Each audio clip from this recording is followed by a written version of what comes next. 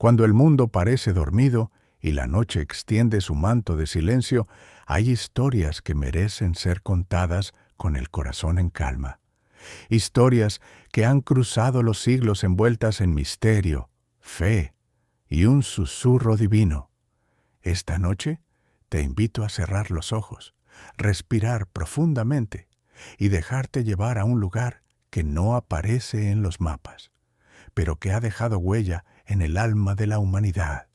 Nos trasladamos a Portugal, a un rincón sencillo y olvidado por el bullicio del mundo. Una aldea pequeña, de caminos polvorientos y casas de piedra, donde la vida transcurría al ritmo del campo, del rosario y del viento. Estamos en Fátima, en el año 1929. El eco de la Gran Guerra aún resuena en Europa. Las heridas del alma colectiva no han sanado. Y el mundo, aunque en apariencia tranquilo, se encuentra al borde de grandes tormentas espirituales y políticas. En este contexto, en medio de una Europa cambiante, marcada por la inestabilidad y la pérdida del sentido sagrado, una mujer joven ha decidido consagrar su vida al silencio, a la oración y a Dios. Su nombre es Sor Lucía de Jesús dos Santos. Pero antes de ser religiosa, fue una niña sencilla, de mirada profunda, testigo de uno de los acontecimientos más misteriosos y sobrecogedores del siglo XX, las apariciones de la Virgen María en la Cova da Iria, cuando tenía apenas 10 años. Ahora, años después, Lucía vive en un convento, entregada al recogimiento. El mundo la ha olvidado, pero el cielo no, porque Dios, cuando quiere hablar, no elige los palacios ni los centros de poder, sino los corazones humildes. Era el 13 de junio de 1929. El lugar, el convento de las Doroteas, en Tui, una pequeña ciudad española muy cercana a la frontera con Portugal. Allí, en la quietud de la noche, Lucía entró en la capilla para una hora de adoración nocturna. Todo estaba en silencio, solo el leve crujido de la madera bajo sus pasos y la llama temblorosa del Santísimo iluminando la penumbra. Ella se arrodilló, como tantas otras veces, en una actitud de recogimiento. Su alma estaba en paz y su corazón dispuesto. Fue entonces que lo extraordinario sucedió. Como si el velo entre el cielo y la tierra se hubiera rasgado por un instante, Lucía fue envuelta en una luz suave, y sobre el altar comenzó a vislumbrar una imagen que no era de este mundo. Una cruz luminosa, majestuosa, apareció en el aire, extendiéndose desde el suelo hasta lo alto del techo. Suspendido en ella, el cuerpo de Jesús crucificado, bañado en luz, con sangre que brotaba de sus llagas, cayendo en un cáliz sostenido por una figura celestial. A un lado de la cruz, la Virgen María vestía una túnica blanca y un manto azul, majestuosa, serena, con el Inmaculado Corazón visible, rodeado de espinas. Bajo su mano izquierda flotaba una escritura: Gracia y misericordia. A su lado se hallaba Jesús niño, también resplandeciente, marcando con su luz el sacrificio de la cruz y el camino de redención. Lucía quedó en silencio, no con temor, sino con reverencia. Sabía que lo que contemplaba no era una simple visión, sino una manifestación del cielo, una prolongación del mensaje que, años atrás, la Virgen le había confiado en Fátima. Fue en ese instante sagrado que Nuestra Señora le comunicó algo que cambiaría para siempre el rumbo espiritual de las naciones. Un pedido solemne, una súplica del cielo, la consagración de Rusia a su Inmaculado Corazón. No era una advertencia cualquiera, sino una petición divina con una promesa y una advertencia. Si el Santo Padre, en unión con todos los obispos del mundo, consagraba Rusia al Inmaculado Corazón de María, Dios concedería al mundo un tiempo de paz. Si no se atendía a este pedido, Rusia esparciría sus errores por el mundo, promoviendo guerras, persecuciones y un profundo extravío de las almas. Lucía escuchó, guardó todo en el corazón y escribió. Así comenzó lo que más tarde se conocería como la visión de Tui, el gran secreto mariano revelado en la oscuridad de una capilla, destinado a iluminar los acontecimientos más decisivos del siglo XX. Esta noche, mientras el mundo duerme y quizás tú también estés cerrando los ojos, recuerda esto: Dios sigue hablando, pero lo hace en el silencio, y el cielo aún busca corazones dispuestos a escuchar. La visión que contempló Sor Lucía aquella noche no terminó con una imagen, ni con una simple revelación, porque lo que el cielo mostró era un mensaje vivo, encendido, movido por una fuerza que todo lo transforma, una fuerza invisible, pero real, sutil, pero inmensamente poderosa, una presencia que descendió sobre la cruz y que lo impregnó todo con su luz, el Espíritu Santo.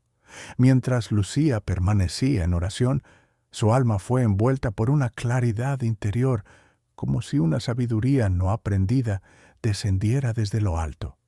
Lo que había ante sus ojos no solo era un signo, era un lenguaje divino, y en medio de aquella visión el Espíritu Santo, representado en forma de una paloma de luz radiante, se posaba sobre el cáliz donde caía la sangre de Cristo. El cielo estaba diciendo algo muy claro: el sacrificio del Hijo es inseparable del amor del Padre y del fuego del Espíritu, el mismo Espíritu que descendió sobre María en Nazaret, que habló por los profetas, que se derramó en Pentecostés. Estaba ahora mostrando el centro del plan divino, la redención del mundo a través del corazón de Cristo y el triunfo del Inmaculado Corazón de María. En esa escena sagrada, el Espíritu Santo actuaba como fuego purificador, como luz que revela, como soplo que impulsa la historia hacia su cumplimiento. Y Sor Lucía lo comprendió con total claridad. La consagración de Rusia no era solo un acto diplomático entre cielo y tierra, era una acción profundamente espiritual, una llamada a abrir las puertas del mundo al poder transformador del Espíritu de Dios, porque solo el Espíritu puede vencer la oscuridad del materialismo. Solo Él puede regenerar las almas. Solo Él puede inclinar los corazones de los poderosos hacia la paz. El mensaje era fuerte, pero no desesperanzador. Había una promesa luminosa latiendo en el fondo de esta visión: Dios no ha abandonado al mundo, y el Espíritu Santo sigue actuando silenciosamente en los corazones humildes, en los pequeños gestos de fe, en cada oración dicha con amor. Lucía, en el recogimiento de su celda, escribió lo que había recibido. Lo hizo con temblor, con obediencia y con un profundo sentido de urgencia espiritual. Sabía que el tiempo no era eterno. Sabía que los errores de Rusia ya comenzaban a extenderse como una sombra sobre las naciones. El comunismo ateo, el odio a la fe, la negación de lo sagrado, todo eso, como un río oscuro, empezaba a contaminar las fuentes del alma humana.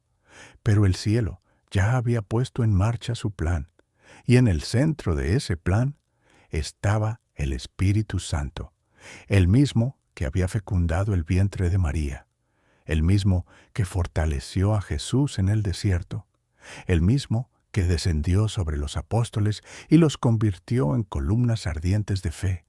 Estaba ahora invitando a la Iglesia a actuar con audacia y confianza. Y este Espíritu no actúa con violencia ni con ruido. Actúa en el silencio de una adoración nocturna, en la humildad de una religiosa que escribe, en la obediencia de un papa que escucha y se entrega. El poder del Espíritu no se impone, se ofrece. y solo lo acoge quien tiene un corazón dispuesto como el de María. Esta noche, al cerrar los ojos, piensa en esto. Tal vez tú no veas visiones, ni escuches voces celestiales, pero si tu corazón está abierto, si buscas la verdad, si amas con sencillez, el Espíritu de Dios también puede hablarte en lo secreto, en lo profundo, en lo eterno, porque donde hay fe, donde hay entrega, allí también hay milagros. Y en este mundo herido, el mayor de todos es dejar que el Espíritu Santo transforme nuestra oscuridad en luz. Cuando el cielo quiere hablar, no siempre lo hace con truenos. A veces su voz desciende en el susurro de un profeta. Y así, en medio de la visión celestial que recibió Sor Lucía, surgió un nombre antiguo, poderoso, casi olvidado: Ezequiel. No estaba allí por casualidad. No era una referencia cualquiera. Era una señal, una clave, una advertencia. Porque en las Escrituras, Dios ya había usado a este profeta para revelar misterios que solo se comprenden con el corazón encendido por el Espíritu. En su visión, Sor Lucía entendió que lo que estaba viendo, la cruz suspendida, el cuerpo de Cristo, el Inmaculado Corazón de María, el Espíritu Santo, no eran símbolos aislados, eran parte de un mismo lenguaje profético, el mismo que Dios había revelado siglos antes al profeta Ezequiel, junto a las orillas del río Quebar, en medio del exilio. Ezequiel fue llamado en tiempos de oscuridad. Israel estaba disperso. El templo había sido profanado. La esperanza, enterrada bajo el polvo del exilio. Pero en ese lugar lejano, Dios abrió los cielos y mostró su gloria, carros de fuego, ruedas dentro de ruedas, seres vivientes cubiertos de ojos. Todo parecía incomprensible, pero tenía un propósito. Y entre esas visiones, Ezequiel recibió una misión: ser centinela del pueblo, un hombre que hablara cuando Dios hablara, que advirtiera cuando el juicio se acercara y que, incluso si nadie escuchaba, no dejara de hablar. Ezequiel fue testigo de lo invisible, y en su interior ardía un fuego que no podía callar, porque cuando Dios elige a un alma para transmitir su mensaje, no le pregunta si será comprendida, solo le pide fidelidad. Y eso fue lo que Sor Lucía entendió. Ella también había sido llamada a ser centinela, como Ezequiel, como María, como tantos otros elegidos en la historia de la salvación. La referencia a Ezequiel en la visión no era simplemente bíblica, era profundamente profética. Dios le estaba diciendo a la humanidad: yo no cambio, mi palabra permanece, y cuando veo que el mundo se aleja, hablo de nuevo, y envío mensajeros, y abro el cielo. El mismo Espíritu que habló a Ezequiel estaba ahora hablando por medio de Sor Lucía. Y así como Ezequiel vio el templo de Jerusalén profanado por ídolos, Lucía veía cómo las naciones modernas profanaban la creación de Dios con ideologías sin alma, con leyes sin justicia, con una ciencia sin conciencia. El mundo se volvía sordo a Dios, igual que en tiempos del profeta, pero aún así, Dios hablaba y usaba a sus profetas, y llamaba a sus hijos, uno, a regresar. El mensaje era claro: si no os convertís, vendrán consecuencias, pero si escucháis, mi misericordia cubrirá la tierra. Como Ezequiel, Lucía no fue enviada con palabras suaves. Su mensaje no era cómodo. Hablaba de sufrimiento, de persecuciones, de un castigo que podía caer si el mundo no se volvía a Dios. Pero también hablaba de esperanza, porque igual que al final del libro de Ezequiel, donde el profeta ve un nuevo templo del que brota un río de vida, Lucía también contempló la promesa del triunfo del Inmaculado Corazón de María. Un tiempo de paz, un amanecer para la humanidad. si tan solo respondemos con fe. Esta noche, mientras descansas, recuerda esto. Dios sigue buscando almas como la de Ezequiel, almas que se atrevan a mirar el dolor del mundo y a cargar con él en oración. No necesitas ser un profeta, ni tener visiones. Solo necesitas decir, aquí estoy, Señor. Haz de mí lo que quieras. Y quizás, sin saberlo, te conviertas tú también en un centinela silencioso, en una luz en medio de la noche, en una voz que el Espíritu Santo pueda usar para tocar a los que aún duermen en la oscuridad. A veces, lo más difícil no es ver el misterio, sino comprenderlo, porque cuando el cielo se abre, no siempre revela sus secretos de forma directa. Habla en símbolos, en imágenes, en silencios, como lo hacía Jesús con sus parábolas, como lo hacía Dios con los profetas del Antiguo Testamento. Así fue también con la visión que Sor Lucía recibió en Tui, aquella noche silenciosa de 1929. Una visión llena de luz y sombras, de fuego, sangre y gracia, de cruz y gloria. Durante mucho tiempo, muchos se preguntaron qué significaban todos esos elementos. ¿Por qué una cruz tan grande? ¿Por qué Cristo suspendido y el Espíritu Santo en forma de paloma? ¿Por qué el Inmaculado Corazón de María junto al costado abierto de Cristo? ¿Por qué la sangre cayendo sobre un cáliz? Para comprenderlo, hay que mirar más allá de lo visible. Hay que dejar que el alma escuche. La cruz no era solo el instrumento de la pasión, era el eje central del universo, el puente entre el cielo y la tierra, la herida abierta por el pecado y sanada por el amor. Cristo, crucificado, no era un simple recuerdo del pasado, era una presencia viva, perpetua. Estaba allí, suspendido en el tiempo, porque el sacrificio del Calvario no fue solo un hecho histórico, fue un acto eterno. Cada misa, cada Eucaristía, es la actualización de esa entrega. Y el cáliz que recogía la sangre que brotaba de las llagas de Cristo, no era otro que el cáliz del altar, el que cada sacerdote levanta al cielo durante la consagración. Por eso, en la visión, del lado derecho de la cruz salía la palabra gracia, y del lado izquierdo, misericordia. Gracia para los humildes, misericordia para los caídos, porque en la cruz se encuentran todos los que buscan redención. Pero entonces, ¿y María? Ella estaba allí no como observadora, sino como corredentora. A los pies de la cruz, con su corazón inmaculado rodeado de espinas, sufría en silencio. Un dolor inmenso, pero sin odio. Un dolor puro, ofrecido.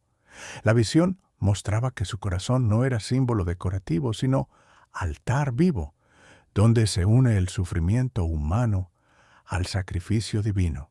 Ella no sustituye a Cristo, pero participa, de un modo único, en su obra de salvación, y es por eso que su presencia en la visión no puede ignorarse, porque su inmaculado corazón es refugio, es advertencia y es promesa. Sor Lucía entendió, con el paso del tiempo, que esta visión no era solo un consuelo para el alma, sino una llamada urgente, un grito desde el cielo pidiendo que la humanidad no olvide a su Redentor, que no deje que el sacrificio de la cruz caiga en el olvido, porque cuando se desprecia la cruz, el mundo se vuelve frío, el amor se enfría y la oscuridad avanza. Por eso, la explicación de la visión no es solo teológica, es profundamente espiritual.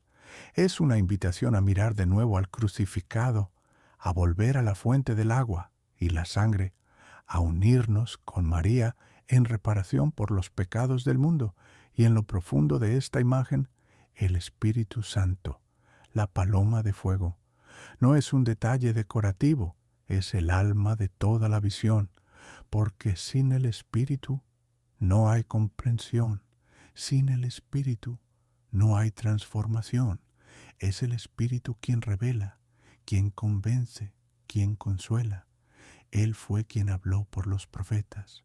Él fue quien cubrió con su sombra a María. Él es quien hoy habla a través de visiones como la de Tui. Dicen que después de la noche más oscura, siempre amanece. Y así, también en la historia de la fe, tras la visión del sufrimiento, de la sangre, del sacrificio, surge la promesa. No una promesa vacía o lejana, sino una certeza sellada por el mismo Dios, la resurrección y la restauración.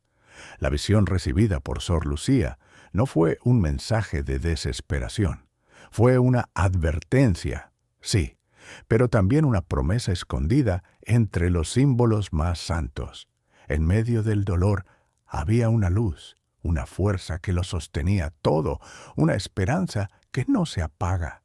Porque donde el mundo ve una cruz clavada, Dios ve un trono de gloria. Donde el mundo solo ve sangre y muerte, el cielo prepara vida nueva. La promesa de resurrección no es solo para el alma individual, es también para la humanidad entera, para los pueblos que se han alejado, para las familias rotas, para los corazones endurecidos. Dios no se cansa de esperar, no se cansa de amar. En la visión, cada gota de sangre que caía del costado de Cristo representaba no solo dolor, sino vida entregada, vida que regenera, vida que transforma. Y esa sangre, recogida en el cáliz por el ángel, no se desperdicia, es ofrecida cada día, en cada misa, en cada altar del mundo. La restauración no es un retorno al pasado, es un paso hacia el futuro que Dios ha preparado. Es la obra del Espíritu Santo que sopla sobre los huesos secos, como en la visión del profeta Ezequiel, cuando un valle de muerte se convierte en un ejército de vida. Y esa promesa también está en Tui, entre líneas, entre símbolos, entre silencios, porque donde está el Inmaculado Corazón de María, siempre hay una promesa. Ella, la Madre, no aparece en la visión para sembrar temor, sino para ofrecer refugio. Refugio no es huida, es lugar sagrado donde el alma puede curarse, donde puede volver a empezar. María guarda en su corazón no solo el sufrimiento de su Hijo, sino también las lágrimas de todos sus hijos, y las presenta al Padre, como flores aún no abiertas, esperando la primavera de la gracia. La promesa de restauración comienza con el consuelo, con ese susurro de Dios que nos dice: «No tengas miedo, yo hago nuevas todas las cosas». Esa restauración también tiene un rostro concreto, la consagración. Consagrar el mundo al corazón inmaculado de María es más que un acto religioso, es un acto de fe, es confiar en que Dios tiene un plan, incluso cuando todo parece perdido, es dejar que el cielo intervenga, es declarar con humildad que no podemos solos, y es también, profundamente, un acto de amor, porque cuando un alma se consagra, le dice a Dios: «Aquí estoy. Usa mi vida para tu luz». Esta noche, mientras el silencio te envuelve, recuerda esta promesa. No importa cuán oscuro esté el camino, no importa cuántas veces hayas caído, Dios no escribe historias de derrota. Dios resucita lo que parecía muerto y restaura lo que el pecado ha destruido. La cruz no es el final. La cruz es el principio de algo eterno. Y si en tu vida hay heridas, si hay culpas que no sabes cómo soltar, si sientes que has perdido el rumbo, levanta la mirada al cielo. Piensa en esa visión de Tui, en ese Cristo suspendido por amor, en ese corazón que palpita aún entre espinas, en ese cáliz que recoge tu dolor y lo transforma en salvación. Y escucha, muy dentro de ti, como un susurro suave al oído: «Te levantaré, te restauraré, no estás solo». La resurrección no es solo un evento del pasado, Es una realidad que puede nacer en ti esta misma noche. Solo hace falta una cosa: abrir el corazón y dejar que Dios haga el resto. La noche se extiende ante nosotros como un manto tranquilo que cubre el mundo. Es en esta quietud donde se nos permite escuchar el susurro del Espíritu. En el principio, cuando todo era caos, cuando las aguas cubrían la tierra y la oscuridad lo envolvía todo, el Espíritu de Dios se cernía sobre las aguas, como una suave brisa que acaricia la creación. Y en ese momento, cuando no había aún luz ni forma, el Espíritu ya estaba allí. El aliento divino que trae orden, que da forma a lo que no existe, que infunde vida donde hay muerte. El Espíritu de Dios es más que una presencia abstracta. Es el aliento de vida. Es la chispa divina que anima lo que está en ruina, lo que parece condenado a la descomposición. Es la fuerza creadora que da esperanza a lo imposible. Cuando Dios sopló el aliento de vida en el hombre, cuando Adán abrió los ojos por primera vez, fue el Espíritu quien lo animó. No fue solo aire, fue la esencia de la vida misma, la conexión entre el Creador y la criatura. Esas primeras bocanadas de aire en el jardín del Edén no eran solo un acto físico, era el toque divino que trae la vida eterna, el signo de que la creación no está destinada a la muerte, sino a la comunión con Dios. Hoy, en nuestras vidas, a veces nos olvidamos de este espíritu. Nos vemos arrastrados por el peso del mundo, por las cargas de nuestras preocupaciones diarias, por las heridas del alma que no sabemos cómo sanar. Pero aún en medio de nuestra oscuridad, el Espíritu de Dios sigue presente. El Espíritu, como señal de vida, no es algo distante, es cercano. Está en el susurro de la brisa que acaricia tu rostro al final del día. Está en la paz profunda que invade tu corazón cuando te entregas a Dios. Está en la sonrisa de un amigo, en la ayuda inesperada de un desconocido, en los momentos de oración silenciosa donde todo lo que se escucha es tu alma hablando con Él. En la visión de Tui, Sor Lucía vio cómo el Espíritu de Dios descendía sobre el mundo. No era solo una señal de destrucción o de juicio, sino de redención. Era el Espíritu el que daba la fuerza para levantarse de las ruinas, el que tomaba lo quebrado y lo reconstruía con amor. El Espíritu de Dios es quien da nuevo aliento a nuestra vida espiritual, cuando nuestras fuerzas flaquean, cuando parece que ya no podemos más. Es Él quien nos sostiene, quien nos renueva, quien nos hace caminar cuando nuestras piernas están agotadas. Es este Espíritu quien nos recuerda en lo más profundo que no estamos solos, que no estamos luchando por nuestra cuenta, que la fuerza de Dios es más grande que cualquier adversidad. Este Espíritu también nos da discernimiento, la capacidad de ver más allá de las apariencias. Nos enseña a comprender lo que Dios quiere de nosotros, a entender lo que Él está haciendo en nuestras vidas, a ver su mano moviéndose incluso cuando no entendemos lo que ocurre. Es el Espíritu quien nos da sabiduría en momentos de incertidumbre. Es Él quien nos muestra el camino cuando las rutas parecen estar bloqueadas. Recuerda, en cada momento de angustia o tristeza, el Espíritu de Dios te acompaña. En cada lágrima que derramas, Él está allí, consolándote y transformando tu dolor en fuerza. Y aunque el mundo parezca estar en ruinas, aunque veas que las promesas parecen lejanas, el Espíritu de Dios nos asegura que la vida siempre regresa. La vida nunca se apaga porque el Espíritu está trabajando, aunque no lo veamos, aunque no lo entendamos completamente. Cada vez que el Espíritu de Dios desciende sobre nosotros, es como una nueva creación, es como un río de agua viva que refresca el alma, que la lava de toda mancha y la hace nueva, así como Jesús sopló sobre los discípulos en el cenáculo diciendo: recibid el Espíritu Santo. Así también nosotros hoy recibimos ese mismo Espíritu, ese Espíritu que trae perdón, vida y restauración. Y no es una promesa solo para el futuro, es una realidad que se vive en el presente. El Espíritu de Dios no es algo del pasado, es algo activo, es algo que nos acompaña todos los días. Esta noche, mientras la calma te rodea, abre tu corazón al Espíritu. Deja que Él habite en ti, que te transforme, que te consuele, que te guíe hacia la vida nueva que Dios tiene preparada para ti. No importa cuán oscura esté la noche, ni cuán lejanas puedan parecer las promesas. El Espíritu de Dios es señal de vida.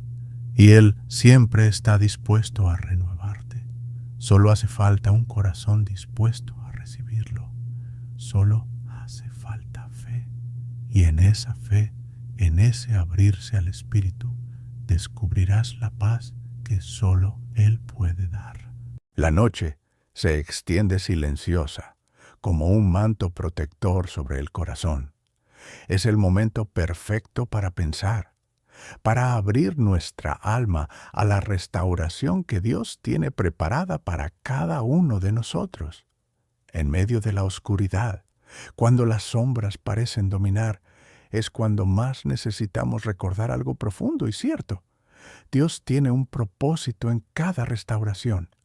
Nada de lo que ocurre en nuestras vidas es en vano. Nada queda sin sentido, porque Él, en su sabiduría infinita, usa incluso nuestros momentos más difíciles para traer algo bueno, algo eterno. La restauración que ofrece Dios no es solo la curación de heridas, es mucho más que eso. Es una transformación profunda que toca no solo lo físico, sino lo espiritual, lo emocional y lo más íntimo de nuestro ser.